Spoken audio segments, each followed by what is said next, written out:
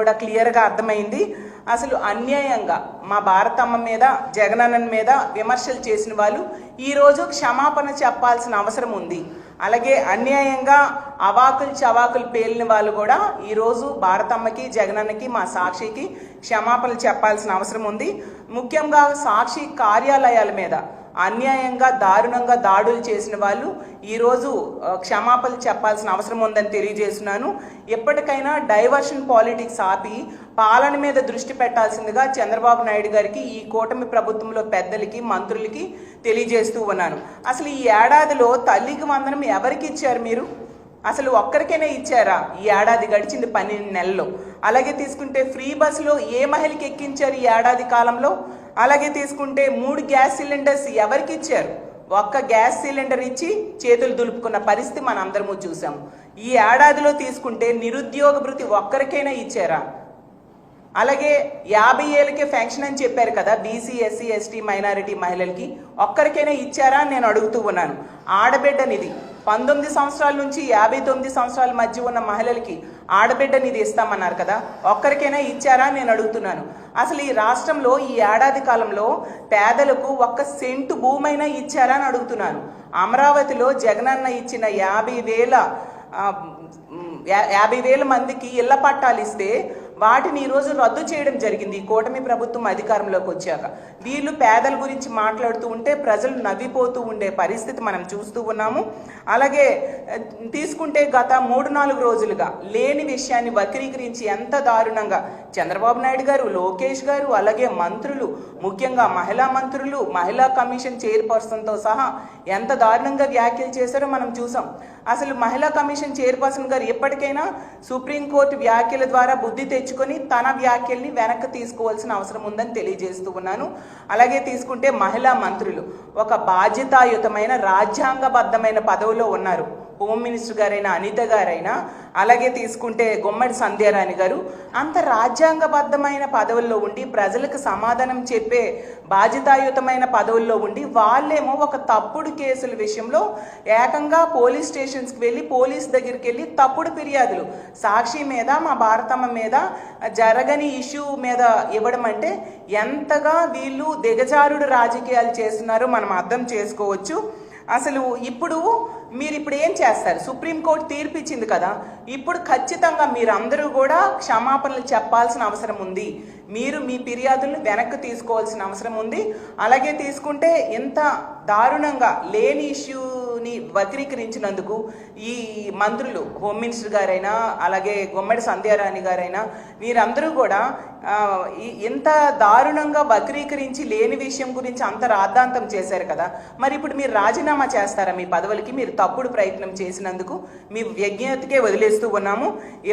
ఎప్పటికైనా మేము తెలియజేసేది ఏంటంటే ఇలాంటి తప్పుడు ఆరోపణలు మానుకోండి. రెడ్ బుక్ రాజ్యాంగం మీద పెట్టిన దృష్టి, అక్రమ కేసుల మీద పెట్టిన దృష్టి, అక్రమ అరెస్టుల మీద పెట్టిన దృష్టి తగ్గించి అది మానుకొని మీరిచ్చిన హామీలు అమలు చేయడం మీద దృష్టి పెట్టండి. మహిళల రక్షణ మీద దృష్టి పెట్టండి. అలాగే ఈరోజు తీసుకుంటే ధరలు విపరీతంగా పెరిగిపోయాయి, ప్రజలు బ్రతకడమే కష్టంగా ఉంది. కాబట్టి ధరలు తగ్గించడం మీద మీరు దృష్టి పెట్టండి. ముఖ్యంగా మహిళల మాన ప్రాణాలు రక్షణ మీద దృష్టి పెట్టాల్సిందిగా నేను కోరుతున్నాను. ఎంత దారుణం అంటే రోజుకొక సంఘటన మనం ఈరోజు వింటూ ఉండే పరిస్థితి. ఈ సంఘటనల వల్ల మహిళలు ఇంట్లో ఉండాలన్నా భయపడుతున్నారు, బయటికి వెళ్ళాలన్నా భయపడుతూ ఉన్నారు. ఈరోజు రోజుకు తీసుకుంటే 70-80 కేసులు నమోదవుతున్నాయి మహిళల మీద అఘాయిత్యాలు జరుగుతున్నాయని. అంటే గంటకు 3-4 కేసులు నమోదవుతూ ఉన్నాయి. ఇంత ఘోరంగా మహిళల మాన ప్రాణాలని గాలికి వదిలేశారు. దాని మీద మీరు దృష్టి పెట్టండి. సూపర్ 6 ఇవ్వకుండానే నిన్న చంద్రబాబు నాయుడు గారు మేము సూపర్ 6 చేసేసామని పచ్చి అబద్ధాలు చెప్తూ ఉన్నారు. అంటే ప్రజలు చెవిలో పూలు పెట్టుకొని ఉన్నారా అని నేను అడుగుతూ ఉన్నాను. కాబట్టి మీ పాలనా వైఫల్యాలను కప్పుపుచ్చుకోవడానికి ఇలాంటి అక్రమ కేసులు పెట్టకండి.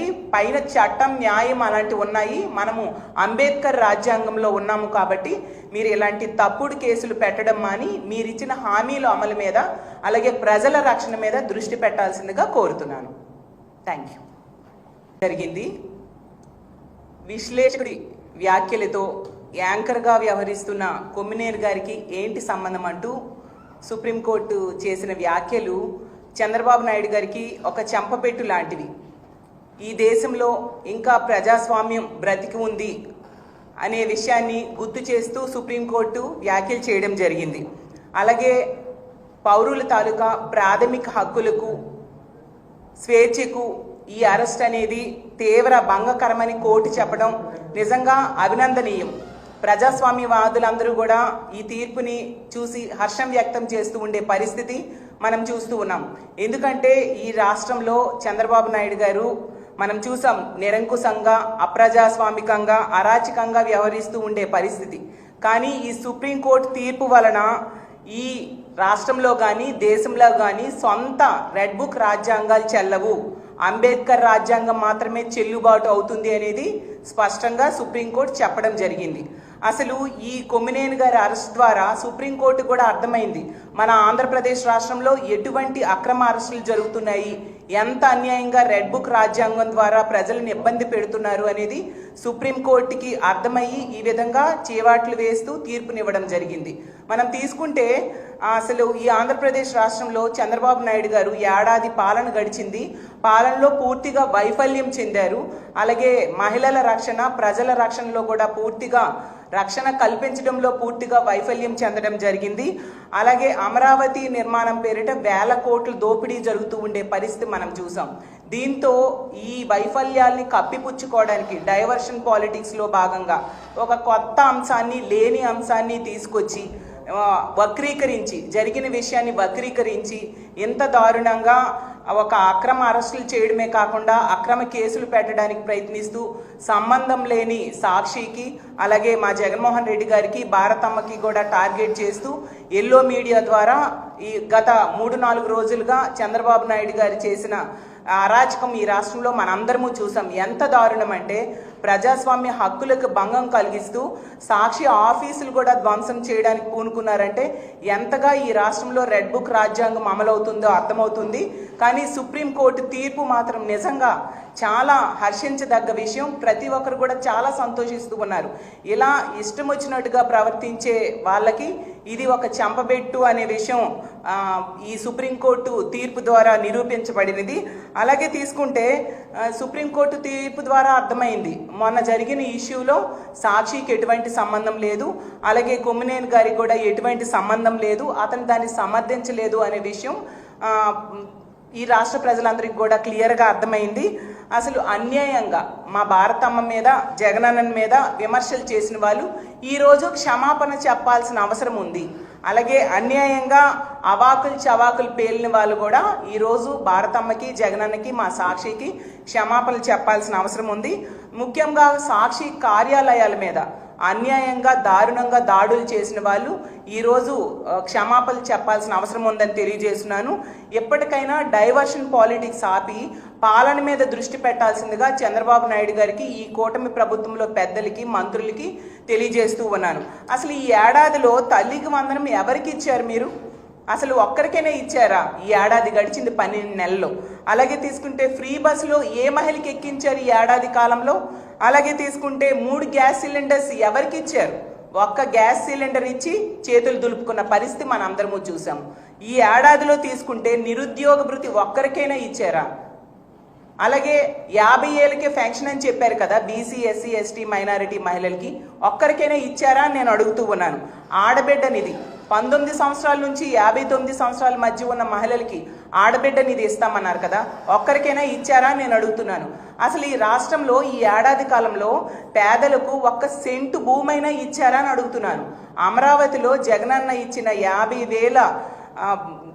50,000 మందికి ఇళ్ల పట్టాలు ఇస్తే వాటిని ఈరోజు రద్దు చేయడం జరిగింది ఈ కూటమి ప్రభుత్వం అధికారంలోకి వచ్చాక. వీళ్ళు పేదల గురించి మాట్లాడుతూ ఉంటే ప్రజలు నవ్విపోతూ ఉండే పరిస్థితి మనం చూస్తూ ఉన్నాము.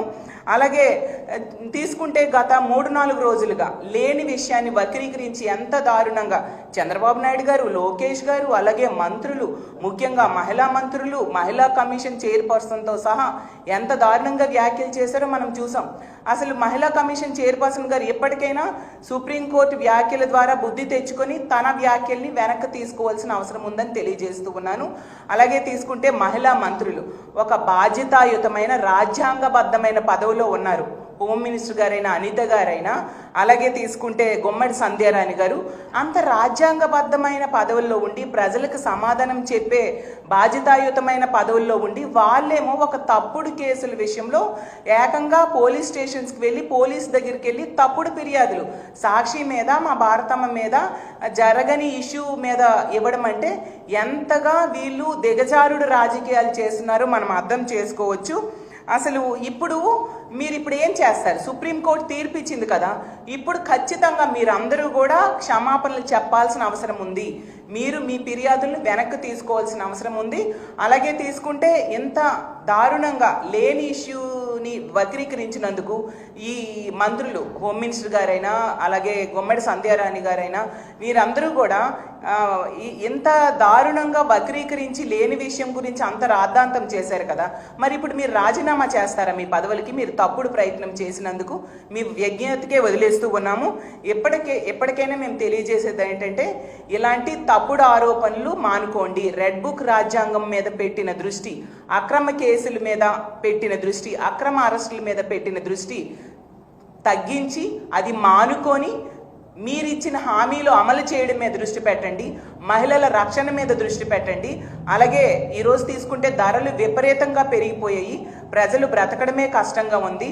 కాబట్టి ధరలు తగ్గించడం మీద మీరు దృష్టి పెట్టండి. ముఖ్యంగా మహిళల మాన ప్రాణాలు రక్షణ మీద దృష్టి పెట్టాల్సిందిగా నేను కోరుతున్నాను. ఎంత దారుణం అంటే రోజుకొక సంఘటన మనం ఈరోజు వింటూ ఉండే పరిస్థితి. ఈ సంఘటనల వల్ల మహిళలు ఇంట్లో ఉండాలన్నా భయపడుతున్నారు, బయటికి వెళ్ళాలన్నా భయపడుతూ ఉన్నారు. ఈరోజు రోజుకు తీసుకుంటే 70-80 కేసులు నమోదవుతున్నాయి, మహిళల మీద అఘాయిత్యాలు జరుగుతున్నాయని. అంటే గంటకు 3-4 కేసులు నమోదవుతూ ఉన్నాయి. ఇంత ఘోరంగా మహిళల మాన ప్రాణాలని గాలికి వదిలేశారు. దాని మీద మీరు దృష్టి పెట్టండి. సూపర్ 6 ఇవ్వకుండానే నిన్న చంద్రబాబు నాయుడు గారు మేము సూపర్ 6 చేసేసామని పచ్చి అబద్ధాలు చెప్తూ ఉన్నారు. అంటే ప్రజలు చెవిలో పూలు పెట్టుకొని ఉన్నారా అని నేను అడుగుతూ ఉన్నాను. కాబట్టి మీ పాలనా వైఫల్యాలను కప్పుపుచ్చుకోవడానికి ఇలాంటి అక్రమ కేసులు పెట్టకండి. పైన చట్టం, న్యాయం అలాంటివి ఉన్నాయి. మనము అంబేద్కర్ రాజ్యాంగంలో ఉన్నాము. కాబట్టి మీరు ఇలాంటి తప్పుడు కేసులు పెట్టడం మాని మీరిచ్చిన హామీల అమలు మీద అలాగే ప్రజల రక్షణ మీద దృష్టి పెట్టాల్సిందిగా కోరుతున్నాను. Thank you.